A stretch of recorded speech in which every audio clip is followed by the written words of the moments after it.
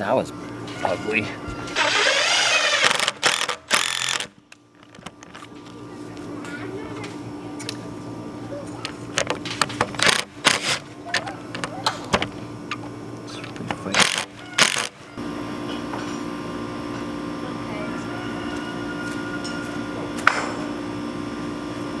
That's amazing. It's tall enough for a kid.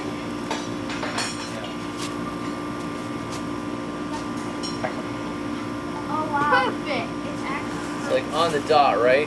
yes. Okay, it's in. It's not. It's a little scary. There it goes.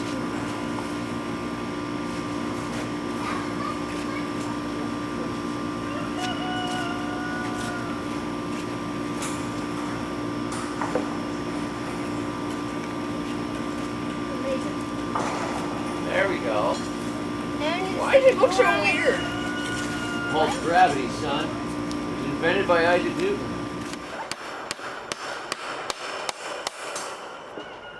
Welcome back. How do you feel about symmetrical camera shots? Leave a comment below.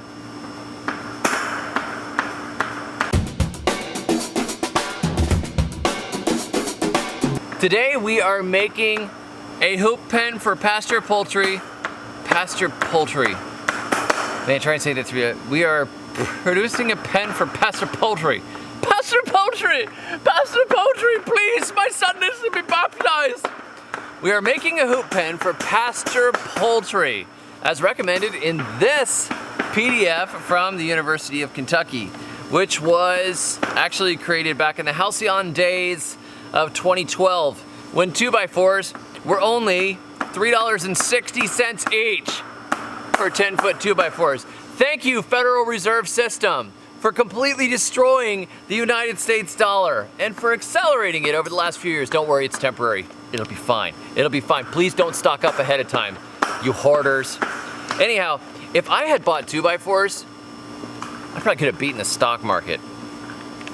All right, so we are making a hoop pen for pastured poultry, and it looks like this. Look at that, it's kind of grainy because, well, you know how much printer ink costs now. So I'm just kind of rolling along with it. It's cool. What we want to do is we want to get some of our hens on pasture and have them laying eggs that have higher quality. And we needed some sort of a system. And this one I saw recommended. And I said, all right, let's do this. And I am going to be building this today. And now I know we have a problem with predators. So I'm going to put an addition on there that my brother Brian from Flannel Farms recommended. So we are going to put a little extra predator protection, particularly because we have these dogs wandering around the neighborhood at night and coming in our yard and trashing stuff, and potentially they would eat the chickens. So right now the chickens are in a gulag, but we would love to have the benefits of being able to move them around all this nice grass that we have back here for better tasting meat, better tasting eggs, happier, healthier chickens. So this is our project today, and I'll just show you a little bit of the build as we go along. It's very simple, and I will put a link to this PDF below because it is a beautiful and simple design that only costs $3,000 in today's somewhat inflationary environment. Transitory inflationary environment. Thank you, JPOW.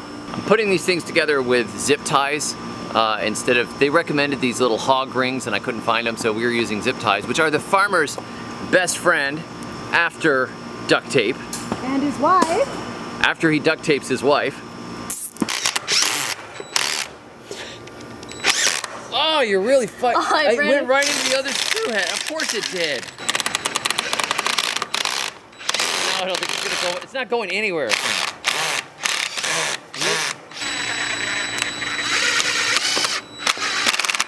It went right into the other screw.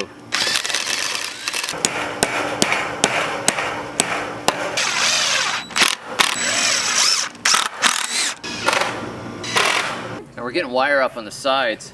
We've got these cattle panels, which are pretty strong, but they won't keep smaller predators out, like some raccoons or possums or that sort of thing. But there should be enough resistance now that we're using this poultry wire up the sides, and we're gonna go over the top too. We really have a problem here with dogs.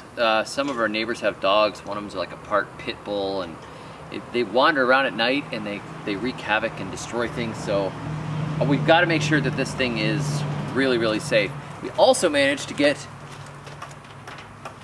a beautiful door right here, which we just have to put hinges on. The original design calls for a used screen door, but we don't have a used screen door, so we made our own door. It's a little bit heavy, which is always the case, it seems like, when you make doors. But I think it ought to be fine. We've got some strap hinges we're going to put on there.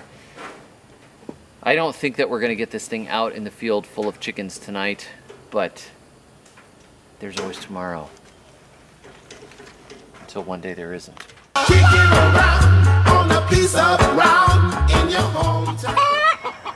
We got an egg. This is our setup now. This is how it turned out.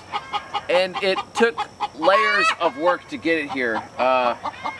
This is not exactly what was recommended by the University of Kentucky. We had to make some changes on it for various reasons, like predators and the fact that it was really heavy. They've got this this rope on it. You can just pull it on the ground. So I get the rope and I'm like, no, you can't. Right? It took 4 kids to move it. That's crazy. But we are going to move it again, and I'm going to show you how we move it. And I'm going to show you our predator proofing, because we are in a high predator area.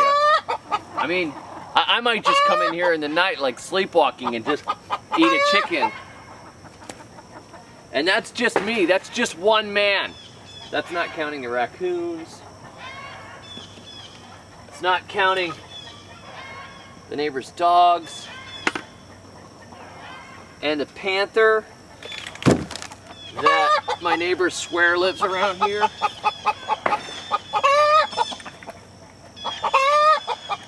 Just me. Gonna get this stuff out of here so we can drag it.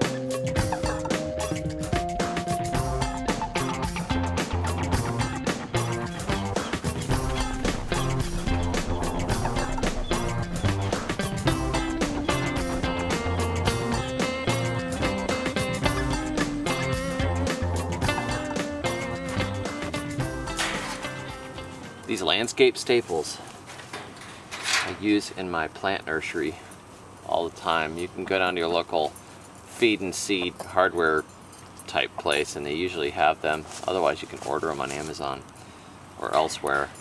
But they're handy. See, what we had to do is stick in these heavy duty fence staples right here and make a piece of skirting that's about 16 inches. And this skirting goes around the bottom so things can't dig in. When I had a tractor in North Florida and we had lots of predators around, I put a bunch of pullets out that I had raised up from chicks. I put 16 of them out in a little tractor in our side yard, and it was just it had, you know, nice screening on it and everything, but it didn't have anything to protect from digging underneath. So in the night, some animal dug underneath and killed all 16 little chickens. Took their heads off. And you want to tell me how nice and balanced and friendly nature is? No. Nature wants to eat chicken. And nature will murder all of your chickens, even when it's not that hungry. It'll murder 16 chickens maybe to eat one head of a chicken. It's insane. So what you want to do is keep nature out. And we've got our nice, fat, domestic birds, which probably could not exist by themselves in nature anymore. If you want to keep them happy and alive, you've got to do something. So this skirting here was what we decided to do, and I found this in a great thread on a modified outdoor tractor using cattle panels on backyardchickens.com, and I'll put a link to that below because this guy who did this was brilliant. Now, I made it much simpler by using big landscape staples. He made his own little pivot pieces to do it, and I'm like, no, they're gonna pivot on these big heavy staples I have in here. They're like 1.5 inches long or something, so they stick really nicely into these 2x4 sides. And at the corners here, I pin the skirting together like that. But the idea is if something comes up here, most of the predators are gonna look and go, oh man, I wanna eat some chicken. And it'll come up here, and then it'll go, oh, can I dig underneath and get to the chickens? No, you can't, because we have these landscape staples. And now we had to cut the skirting to fit around these axles. These axles are big pieces of metal that one of my sons was given. He's doing some blacksmithing, and he was given a big pile of these things. So I borrowed them without asking him. And the hole is drilled slightly smaller than this piece of steel, and then I just hammer it through. And you have to pick it up with this little handle and stick this on there. I know there's all kinds of clever methods to do this, but I went for the easy with some of what I had rather than trying to engineer it. I was tired of working on this thing. In all honesty, I was so annoyed when this thing was heavy. It's like, I'm gonna come up with a solution today to make this thing draggable. And that was my solution. Went over to Tractor Supply and got some of these tires and made axles for them, and you just put them off and on and it works. It's good enough. I was looking at like these lever systems where these things go like that. No, I'm not an engineer. I just want chicken. And would I build this design again? No, I would not build this design again. It's too heavy. Way too heavy. I think it'll work fine, but it's heavy and it's time consuming as well. So there's this balance between it being light and it being strong. And I don't want to have to go drag it with a tractor. I don't even own a tractor. I just borrow one occasionally. And I mean, just the thought of having to have a massive, expensive piece of equipment in order to move the chicken tractors around, it just makes my cheap little soul hurt. And this is fine, I can drag it back and forth, but it does take, I don't know, probably 5 minutes to set up every time we move it, which is not necessarily ideal. It would be nice if we could just drag it over and it would work. But it would be also nice if the chickens would just stay where they're supposed to be, and they like predators would never eat them, and they would pluck themselves when you slaughter them, you know. But anyhow, they're doing good work, and I think that the next one I'm gonna try the PVC top thing on and see if we can get it lighter. This is really heavy between the 2x4s and the cattle panels. It's a fight, but this will work for now. I have to make another one because I have chicks coming in the mail in the next couple of days. I've got 50 broilers coming and 15 more layers, so I've got to be ready for that. And this gets me partly ready. We put all of our Buff Orpingtons in here. They are a good dual purpose breed, and you can see we went and bought a commercial nest box and hung it in the back there for the birds to use. You can see one of the girls is in there laying right now. And this was our snake gourd bed, and we took the trellises down and we were just gonna let them tear it up. They've already torn it up. Look how fast they are. They tear all the weeds up, they eat the weed seeds, and they manure and soften the ground. And that's one of the great benefits of a tractor system compared to just having them in a chicken gulag type pen like I have the other ones. This last week we have been fermenting our feed. I took a little bit of kefir and I threw it into a bucket and soaked these grains. These are a higher grade. They're not a scratch grain, they're actually a balanced whole grain type of a thing. I haven't been able to get GMO free stuff yet, but I'm working on it. This is much better stuff, and I also put kelp meal in there so they get the extra nutrients. Go ahead, you can throw some more in there. Give it like one good one more.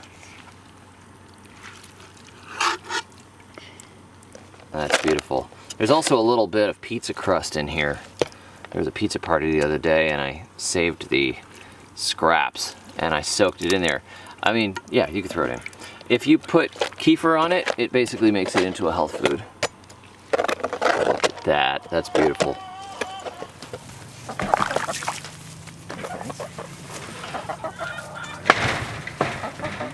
A little water. Here's some grains. I know probably the weeds are much more interesting than this. Here you go.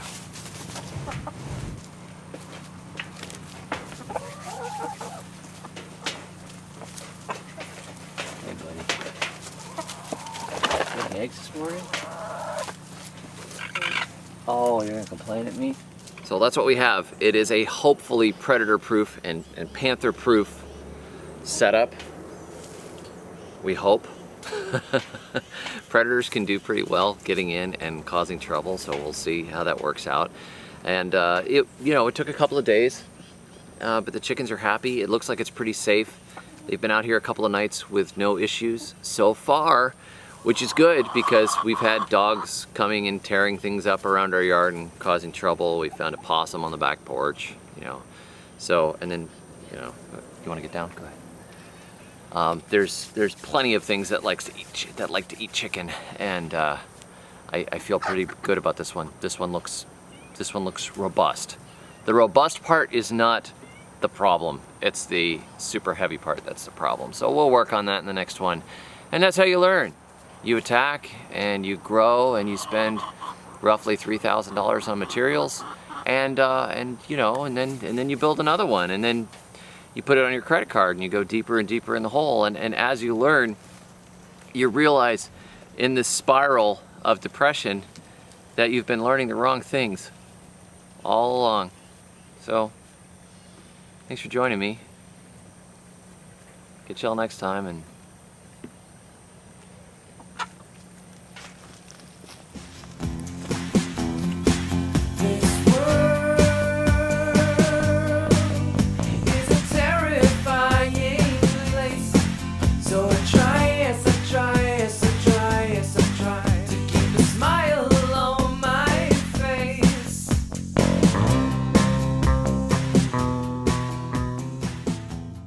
do you throw banana peels in the trash?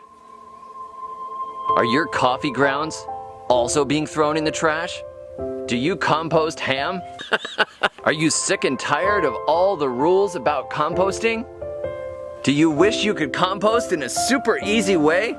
And stop throwing things in a landfill? And stop being a terrible person? Click on the link below and sign up and get my new composting booklet, which shows you how to compost easily and simply with hardly any work at all. It's insane how easy it is because it follows natural principles. Sign up now. Quantities are not limited.